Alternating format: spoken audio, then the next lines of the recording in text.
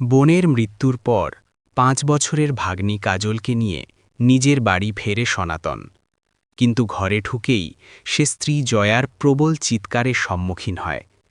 কাজলকে দেখেই জয়ার গা হাড় পিত্তি জ্বলে যায়।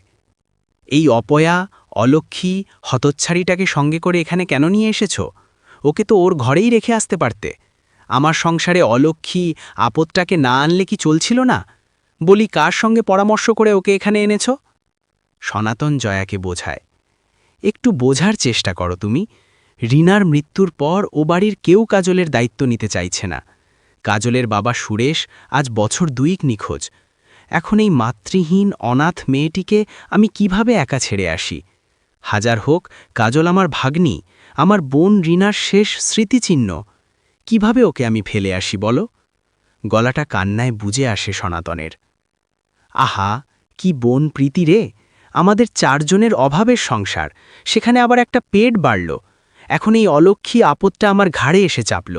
হায় আমার পোড়া কপাল! জোর জোর কপাল চাপড়ায় জয়া। বাইরে দাঁড়িয়ে কাজল ভাবতে থাকে, মামি অলক্ষী বলছে কাকে? অলক্ষী তো তার মায়ের নাম। মাকে সবসময় অলক্ষী বলে ডাকত তার ঠাকুমা, পিসি, জেঠি, সবাই। কিন্তু অলক্ষী তো মরে গেছে। সে পায়ে পায়ে মামির কাছে গিয়ে জিজ্ঞাসা করে, ও মামি, তুমি কাকে অলক্ষী বলছো গো? অলক্ষী তো আমার মা, সে তো মরে গেছে। বিরক্ত জয়া চিৎকার করে, কাকে আর বলবো, তো তোকে বলছি হতভাগী, পোড়ামুখী। সংসারে তুই তো মূর্তিমান অলক্ষী। তোর মুখ দেখে তোর বাপ বিভাগী হয়ে বাড়ি ছেড়েছে, এখন তোর মাটাও মরে গেল। নিজের বাপ মাকে খেয়ে এখন আমার সংসারে এসেছিস। তোর সাথে সাথে আমার সংসারেও আজ অলক্ষী প্রবেশ করেছে। মামির কথা শুনে হাসে কাজল। আমি কেন অলক্ষী হব মামি? অলক্ষী আমার মায়ের নাম। সবাই মাকে অলক্ষী বলে, কিন্তু সে তো মরে গেছে। আমার নাম কাজল। বাচ্চা মেয়েটার মুখে এ কথা শুনে জয়া পুরো স্তম্ভিত হয়ে যায়। মামা বাড়িতে কাজলের প্রিয় বন্ধু সাথী মামার মেয়ে লক্ষ্মী। লক্ষ্মী কাজলের থেকে মাস ৬ বড়। মাতৃহীন কাজলকে সে নিজের বন্ধুত্ব ও ভালোবাসা দিয়ে বুকে টেনে নিয়েছে। এখন অবশ্য কাজলকে কেউ কাজল বলে ডাকে না। জয়ার শুনে শুনে পাড়া প্রতিবেশীরা, পাড়ার সমবয়স্ক ছেলেমেয়েরা সবাই কাজলকে ডাকে অলক্ষী বলে। ২ বোনের ২ নাম, লক্ষ্মী অলক্ষী। এতে অবশ্য কাজলের ভালোই হয়েছে, ২ বোনের নামে মিল আছে যে। মামা শুধু মাঝে মাঝে আদর করে ডাকে কাজুমা। মামার আদরে ও মামির অনাদরে মামাবাড়িতে বড় হতে থাকে কাজল। লক্ষ্মীর সঙ্গে স্কুলে যেতেও আরম্ভ করে। কিন্তু লক্ষ্মী অলক্ষী ২ বোনের স্বভাব সম্পূর্ণ বিপরীত। বড় বোন লক্ষ্মী বাবা মায়ের কাছে চুপচাপ শান্ত, কিন্তু ভেতরে ভেতরে প্রচণ্ড দুষ্টু। পাড়ায় স্কুলে এসে বন্ধুদের দলের সর্দার। মাকে ফাঁকি দিয়ে মিথ্যে কথা বলে বন্ধুদের বাড়িতে অবলীলায় রয়ে যায়। ক্লাসের স্যারদের হোমওয়ার্ক সব অলক্ষীকে দিয়ে করায়। তাছাড়া সে যেমন মুখরা তেমনি সাহসী। অপরদিকে অলক্ষী ভীষণ লাজুক, মুখচোরা। বাড়িতে লক্ষ্মী পড়াশোনার নাম করে মোবাইলে ব্যস্ত থাকে, শুয়ে বসে থাকে। অপরদিকে অলক্ষীকে মামির সাথে সাথে বাড়ির সব কাজ করতে হয়। লক্ষ্মী অবশ্য বোনকে অনেক বুঝিয়েছে, মায়ের সব কথা শোনার দরকার নেই, একটু আদ্র অভিনয় করবি, অত কাজ করবি কেন? হাত ব্যথা, মাথা ব্যথা, নানা রকম বাহানা দিয়ে সরে পড়তে পারিস তো। লক্ষ্মীর কথা শুনে সে মৃদু হাসে, মনে মনে বলে, আমি তোর মতো নই রে দিদি। আমি জানি আমি এই বাড়িতে আশ্রিত। মামি দয়া করে আমাকে বাড়িতে রেখেছে, মামা কষ্ট করে আমাকে পড়াচ্ছে। আমারও তো উচিত বাড়ির কাজে কিছুটা করে সাহায্য করা। মামির তো বয়স হচ্ছে, কাজ করতে কষ্ট হয়। আমি যতটা পারি সাহায্য করে দিই। উচ্চ মাধ্যমিক পরীক্ষার পর লক্ষ্মী অলক্ষী ২ বোনই কলেজে ভর্তি হয়। জয়ার অবশ্যই ইচ্ছা ছিল না কাজলকে কলেজে পড়াবার, কিন্তু সনাতনের যুক্তির কাছে হার স্বীকার করতে সে বাধ্য হয়। দেখো জয়া, কাজল মাধ্যমিক পাশ করার পর থেকেই ঘরে ২ ব্যাচে সকাল সন্ধ্যায় টিউশন পড়িয়ে নিজের পড়ার খরচ চালাচ্ছে, তোমার ঘরের কাজে সাহায্য করছে। এরপরও উচ্চ মাধ্যমিকে লক্ষ্মীর থেকে অনেক ভালো রেজাল্ট করেছে। উচ্চ মাধ্যমিকে কাজল ফার্স্ট ডিভিশনে, লক্ষ্মী সেকেন্ড ডিভিশনে পাশ করেছে। লক্ষ্মী কলেজে ভর্তি হলে কাজল হবে না কেন বলতে পারো? আর ওর পিছনে তো টাকা খরচ করতে হচ্ছে না তোমাকে। এবছর থেকে কাজল মুখার্জিবাবুর ৩টে নাতিনাতনিকে পড়াবে। ওরা ইংরেজি স্কুলে পড়ে। মুখার্জিবাবু প্রতি মাসে ৩,০০০ টাকা কাজলকে দেবেন বলেছেন। এতে কাজলের পড়ার খরচ উঠে যাবে। তুমি আর না করো না, এবার না করলে লোকে 5 কথা বলবে। সবই বোঝে জয়া। মাতৃহীন অলক্ষীকে সে মনে মনে ভালোবাসে। নামে অলক্ষী হলেও স্বভাবে, চরিত্রে, সহানুভূতিতে, সহমর্মিতায়, দয়া, মায়া, ভালোবাসায় মেয়েটা যে কতটা লক্ষ্মী সে খুব ভালো বুঝতে পারে। তার মাতৃহৃদয় বোঝে, বিয়ে করে যার বাড়িতে যাবে, যার স্ত্রী হবে অলক্ষী, সে খুব সুখী হবে। তুলনায় নিজের মেয়ে লক্ষ্মী একটু স্বার্থপর, আত্মকেন্দ্রিক। কিন্তু লক্ষ্মী নিজের রক্ত, নিজের সন্তান।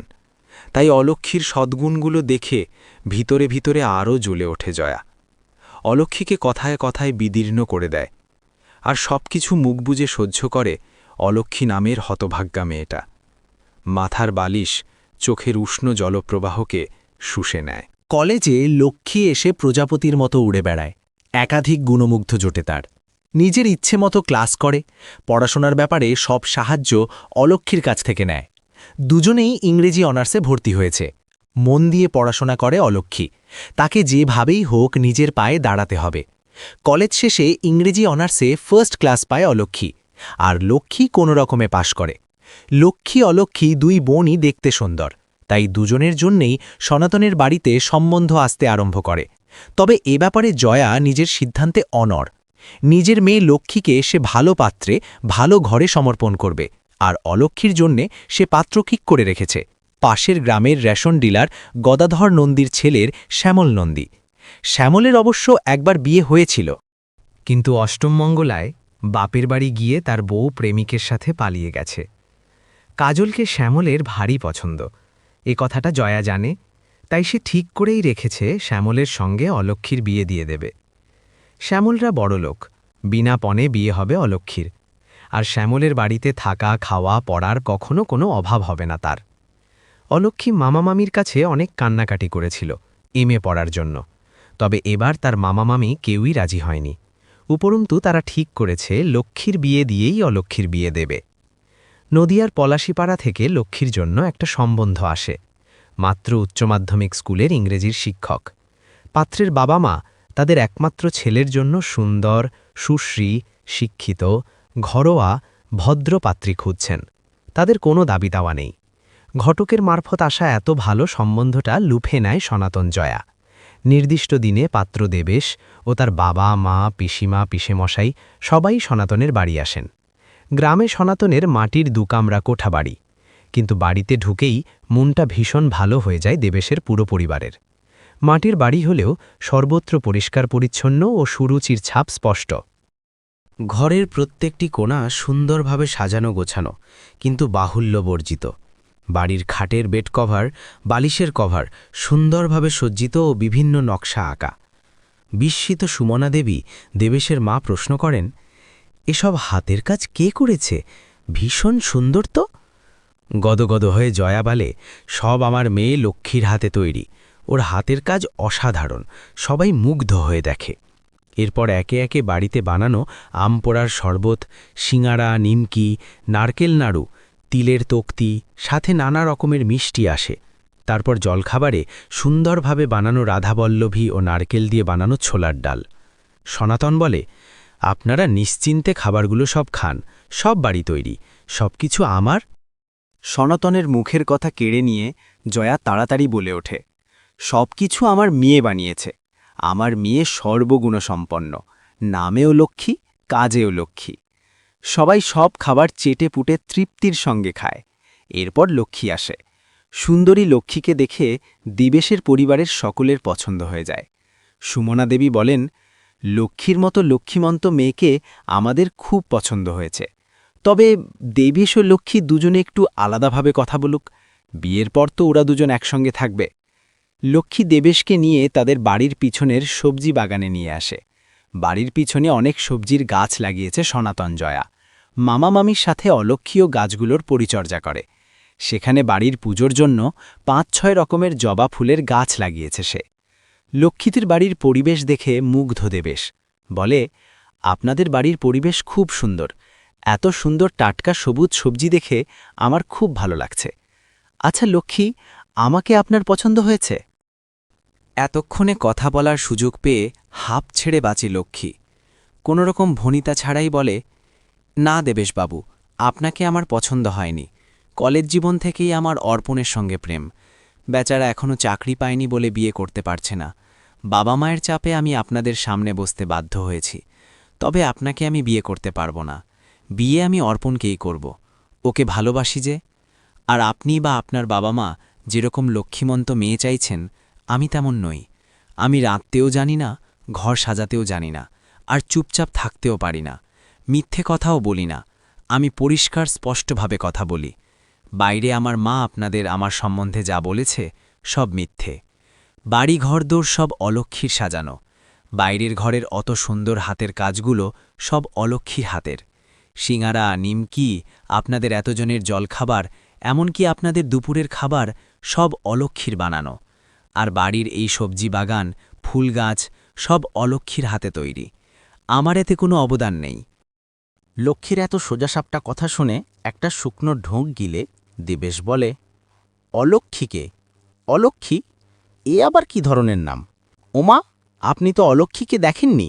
আসলে মা ওকে বারণ করে দিয়েছে আপনাদের সামনে বের না হতে। তাছাড়া সকাল থেকে বেচারা রান্নাঘরে আপনাদের খাবার আয়োজনে ব্যস্ত। আচ্ছা, আপনি এখানে 1 মিনিট অপেক্ষা করুন, আমি আপনাকে অলক্ষ্মীকে দেখাচ্ছি। দ্রুত দৌড়ে ঘরে ঢোকে লক্ষ্মী। কিছুক্ষণ পর একটা পাতলা ছিপছিপে মেয়েকে টানতে টানতে দেবেশের সামনে হাজির করে। তারপর বলে, দেবেশবাবু, এই হলো অলক্ষ্মী। বাবা মায়ের দেওয়া নাম কাজল, কিন্তু 5 বছর বয়স থেকেই পিতৃমাতৃহীন অনাথ। এটা ওর মামা বাড়ি। এ বাড়িতে ও আশ্রিত এবং সকলের ভালোবাসায় অলক্ষ্মী নাম পেয়েছে। লক্ষ্মীর কথার মাঝে তাকে থামায় অলক্ষ্মী। চুপ কর দিদি, উনি কি ভাবছেন? দেবেশের দিকে তাকিয়ে বলে, সরি দেবেশবাবু, দিদির কথায় কিছু মনে করবেন না। আমি এ বাড়িতে আশ্রিত কেন হব? মামা মামিমা আমাকে ভীষণ ভালোবাসে।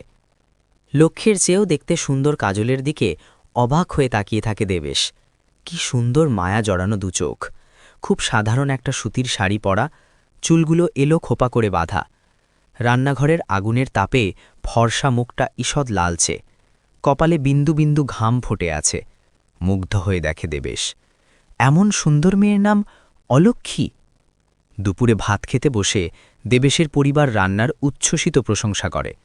জয়া গদগদভাবে বলে, সব আমার মেয়ে লক্ষ্মীই রেধেছে। এই মহিলার মিথ্যাচারে রাগে মাথাটা গরম হয়ে যায় দেবেশের। এ বাড়িতে অলক্ষ্মীর অবস্থানটা সে স্পষ্ট বুঝতে পারে। বাড়িতে গিয়ে দেবেশ তার বাবা মা, পিসি পিসেমশাই সবাইকে লক্ষ্মী অলক্ষ্মী 2 বোনের কাহিনী শোনায় আর বলে, আমি কাজলকে বিয়ে করব মা, ওকে আমার পছন্দ হয়েছে। জয়াদেবীর মিথ্যাচারে বিক্ষুব্ধ বিরক্ত দেবেশের বাবা মা চুপ করে থাকে। এর পরের ঘটনা খুবই সংক্ষিপ্ত। লক্ষ্মীর ফোনে ফোন করে ওর সঙ্গে যোগাযোগ করে দেবেশ। লক্ষ্মী অলক্ষ্মীকে বুঝিয়ে বাড়ির বাইরে একটা নির্দিষ্ট রেস্তোরাঁয় নিয়ে যায়। সেখানে অলক্ষ্মী থুড়ি কাজলকে দেখেন দেবেশের বাবা মা। গল গল করে লক্ষ্মী কাজলের জীবন কাহিনী সব বলে যায়। শুনতে শুনতে চোখে জল জ্বলে আসে সুমনা দেবী ও রঞ্জনবাবুর। অনার্সে ফার্স্ট ক্লাস পেয়েও এমএ পড়তে না পাওয়ার কথাটাও বলে লক্ষ্মী। এরপর লক্ষ্মীর ঘটকালিতে দেবেশ ও কাজলের অনেকবার দেখা সাক্ষাৎ হয়। বারবার দেবেশকে দেখে ওর সাথে কথা বলে দেবেশকে ভালো লাগতে আরম্ভ করে তার। দেবেশের প্রেমের প্রকাশ, বিয়ের প্রস্তাব প্রত্যাখ্যান করতে পারে না। চিরদুঃখিনী কাজলের মনে একটা ভালোবাসার সংসার পাওয়ার ইচ্ছে তৈরি হয়। সুমনা দেবী, রঞ্জনবাবু দুজনে পুনরায় লক্ষ্মীদের বাড়িতে গিয়ে কাজলের সঙ্গে দেবেশের বিয়ে ঠিক করেন। সনাতন আনন্দে কাঁদতে কাঁদতে ভাগ্নির বিয়েতে সম্মতি দেয়। জয়া নিজের মেয়ের নির্বুদ্ধিতায় কপাল চাপড়ায় ও লক্ষ্মীকে গালিগালাজ করে। এরপর এক শ্রাবণ সন্ধ্যায় দেবেশ কাজলকে বিয়ে করে নিজের বাড়িতে নিয়ে যায়। নতুন বউয়ের গৃহপ্রবেশের সময় শ্বশুর রঞ্জনবাবু কাজলের হাত ধরে বলেন, এসো মা লক্ষ্মী, আমার ঘরে এসো। ছোট থেকে সবার মুখে অলক্ষ্মী শুনে আসা কাজল ডুকরে কেঁদে ওঠে। সুমনা দেবী তার মাথায় হাত বুলিয়ে দিতে দিতে বলেন, আজ থেকে তোকে কেউ অলক্ষ্মী বলবে না মা, আমি বলতে দেব না। আজ থেকে তুই আমার গৃহলক্ষ্মী, আমার মেয়ে হয়ে আমার বুকের মাঝে থাকবে মা। বিয়ের পর থেকে অলক্ষ্মী নামে কেউ ডাকে না তাকে। সুমনা দেবী রঞ্জনবাবু দুজনেই মামনি বলে। আর দেবেশ তো কাজল কাজল বলে পাগল। কাজলকে বিশ্ববিদ্যালয় ইংরেজিতে MA কোর্সে ভর্তি করে দিয়েছে সে। এখন শুধু মাঝে মাঝে লক্ষ্মী ফোন করে জ্বালায়, কিরে অলক্ষ্মী, কেমন সংসার করছিস? এই ঘটককে ভুলিস না সোনা। মৃদু হাসে কাজল। দিদিকে কিভাবে ভুলবে সে? লক্ষ্মী দিদির লক্ষ্মী হাতের ছোঁয়ায় এত সুন্দর সাজানো সংসার সে পেয়েছে। তাই ফোনে সে দিদিকে বলে, আমি তোকে খুব ভালোবাসি লক্ষ্মী দিদি। কাজলের সুখী গলাটা শুনে লক্ষ্মীর খুব ভালো লাগে।